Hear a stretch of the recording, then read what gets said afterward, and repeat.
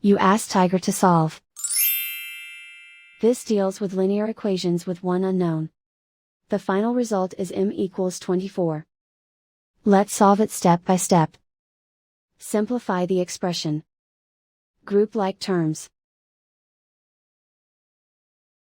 Combine the fractions. Combine the numerators. Find the greatest common factor of the numerator and denominator.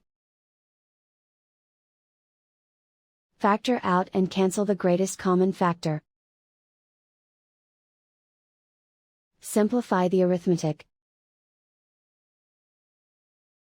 Group all constants on the right side of the equation. Add 6 to both sides. Simplify the arithmetic.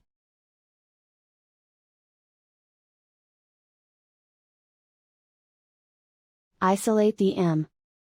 Multiply both sides by inverse fraction 4/1.